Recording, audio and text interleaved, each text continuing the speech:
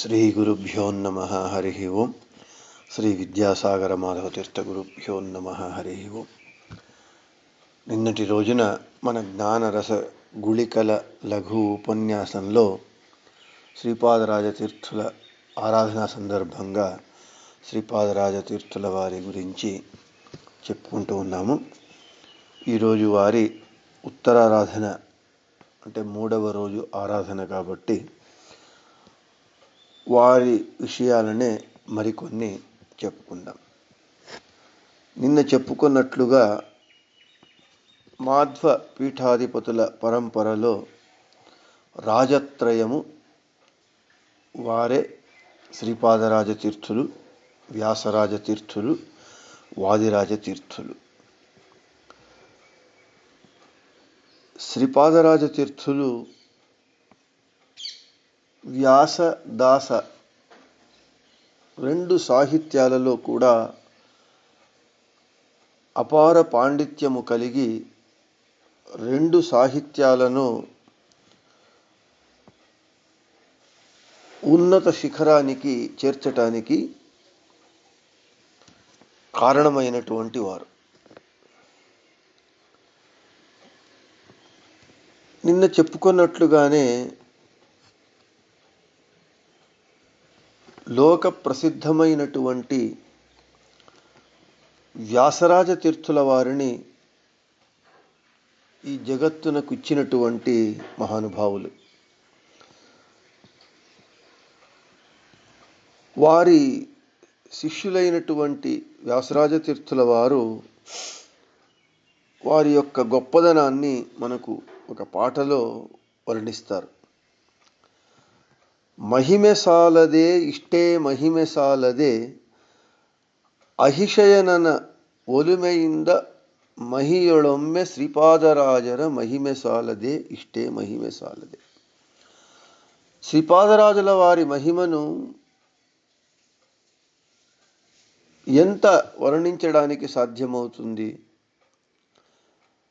అంతేకాకుండా శేషశయనుడైనటువంటి భగవంతుని అనుగ్రహము చేత వారి మహిమలు ఎన్ని ఉన్నాయి, అటువంటి వాళ్ళ మహిమలను ఎన్నని వర్ణించడానికి సాధ్యమవుతుంది. ముత్తిన కవచ మేల్కులావి రత్నకెత్తిద కర్ణకుండల కస్తూరి తిలక శ్రీగంధలేపన విస్తరದಿಂದ ಮೆರೆದು ಬರುವ శ్రీపాదరాయర మహిమె సాలదే. శ్రీపాదరాజులు అని వాళ్ళకి పేరు. వారు ముత్యాలతో చేసినటువంటి కవచాన్ని, కర్ణకుండలాలను, కస్తూరి తిలకాన్ని, శ్రీగంధ లేపనాన్ని చేసుకొని ఈ విధంగా వాళ్ళు రాజభోగాలను అనుభవిస్తూ ఉన్నటువంటి శ్రీపాదరాజుల వారి మహిమ ఎంతని చెప్పడానికి సాధ్యమవుతుంది. అయితే ఇక్కడ మనకు ఒక అనుమానం వస్తుంది. చివరి చరణంలో ఇంకొకటి చెప్తారు. నరరు ಹರಿಗೆ ಸಮರ್ಪಿಸಿದ ನಾನಾಪರಿಯ ಶಾಖಗಳನ್ನು ಭುಂಜಿಸೆ ನರರು ನಗಲು ಶ್ರೀಕೃಷ್ಣನ ಕರುಣದಿಂದಲಿ ಹಸಿಯ ತೋರಿದ. అంటే రోజు వాళ్ళు 64 రకములైనటువంటి వంటలతో భోజనం చేసేవారట. ఇది మనకు ఆశ్చర్యంగా ఉంటుంది. సర్వసంగ పరిత్యాగులైనటువంటి సన్యాసులైనటువంటి వారు ఈ ముత్యాలతో చేసినటువంటి కవచము, కర్ణకుండలాలు, కస్తూరి తిలకము, శ్రీగంధము, ప్రతిరోజు 64 భక్ష్యములతో, వంటకాలతో భోజనం చేయటము, ఇవన్నీ కూడా అన్నీ వదిలినటువంటి సన్యాసులకు నిషిద్ధము. అయితే వ్యాసరాజతీర్థుల వారు మహానుభావులు వారి గురువులను శ్రీపాదరాజతీర్థులను ఈ విధంగా పొగుడుతూ ఉన్నారు. ఇది తప్పు కదా. గురువులు కాబట్టి గురువులు ఏమి చేసినా అంతా మనకు సమ్మతము అని చెప్పి వ్యాసరాజ తీర్థుల వారు పొగిడారా? అలా పొగిడేటటువంటి వారు కారు వ్యాసరాజ తీర్థులు. వారు సన్యాస చక్రవర్తులు. శ్రీపాదరాజ తీర్థులు సన్యాస చక్రవర్తులు. రాజత్రయంలో ఇంకొకరైనటువంటి వాదిరాజ తీర్థులు సన్యాసులందు చక్రవర్తుల వలె, రాజుల వలె ఉన్నటువంటి వారు. అయితే దానికి కారణం ఏమిటి అని అంటే, ఇవన్నీ ఈ సుఖాలన్నీ ఎందుకు సన్యాసులై శ్రీపాదరాజ తీర్థులు అనుభవించారు అని అంటే, ప్రారబ్ధ కర్మ అనేటటువంటిది ఎవరికి తప్పనటువంటిది. అంటే ప్రకృష్టంగా అనుభవించటానికి ఆరంభించినటువంటి కర్మ. అది సుఖం కానివ్వండి, దుఃఖం కానివ్వండి, సుఖాన్నిచ్చేటటువంటి పుణ్యకర్మ ఫలాలు కానివ్వండి, దుఃఖాన్నిచ్చేటటువంటి పాపకర్మ ఫలములు కానివ్వండి.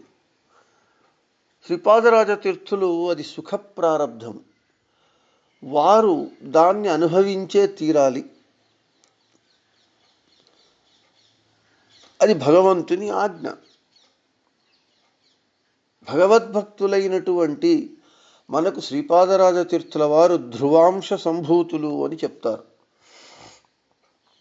అటువంటి ధ్రువాంశ సంభూతులైనటువంటి శ్రీపాదరాజ తీర్థులు ఆ ప్రారబ్ధ కర్మను అనుభవించటం కొరకే వీటినన్నింటినీ భోగించారు.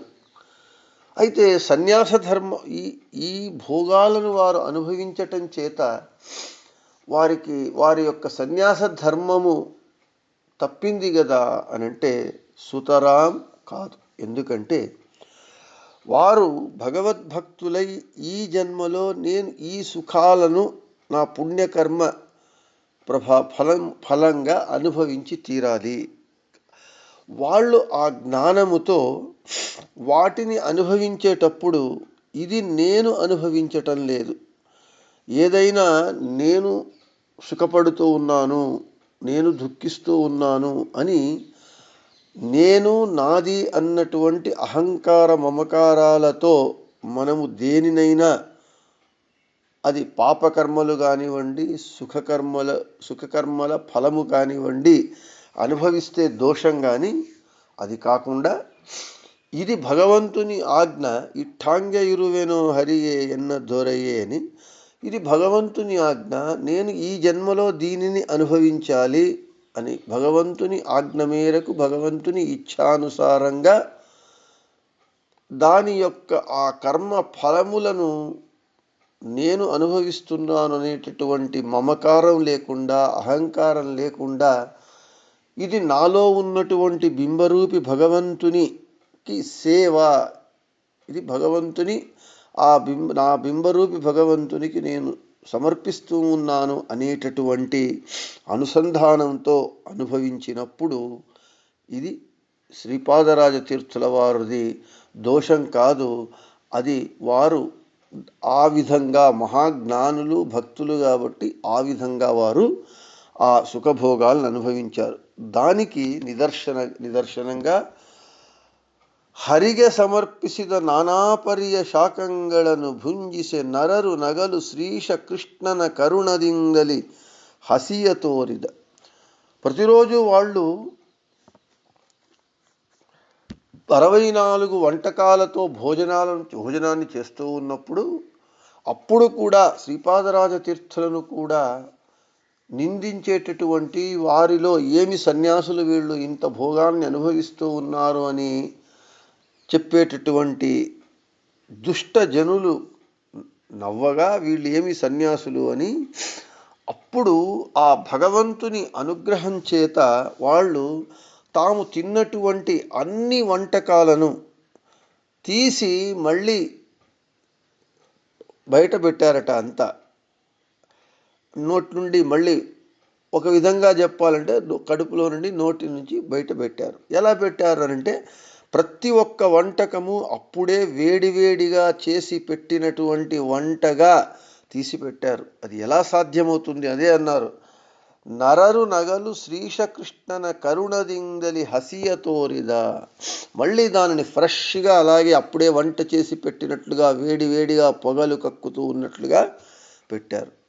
అంటే అది శ్రీపాదరాజ తీర్థుల తపస్సు, వారి భక్తి, వారి యొక్క గొప్పదనము. అది మన నోటి నుంచి ఒకసారి వస్తే తిన్నది మనకే అసహ్యం, వాంతి అంటాం. అయితే అలా ఉంచగలిగారు అనంటే అక్కడ వాళ్ళు సన్యాస ధర్మానికి చ్యుతి రాకుండా ఆ భోగాలన్నింటినీ భగవంతునికి ఒక సమర్పణగా జ్ఞానానుసంధాన పూర్వకంగా అందరూ ప్రతి ఒక్కరూ అలాగే ఉండాలి, మనకు చేత కాదు, వారు మహానుభావులు అని ఆ విషయాన్ని తెలియచేయటానికే వ్యాసరాజ తీర్థుల వారు ఇక్కడ చెబుతూ, ఇక వారి మహిమలు, తపశ్శక్తి, విప్రహత్య దోషబరలు క్షిప్ర శంకోదకది కళయే.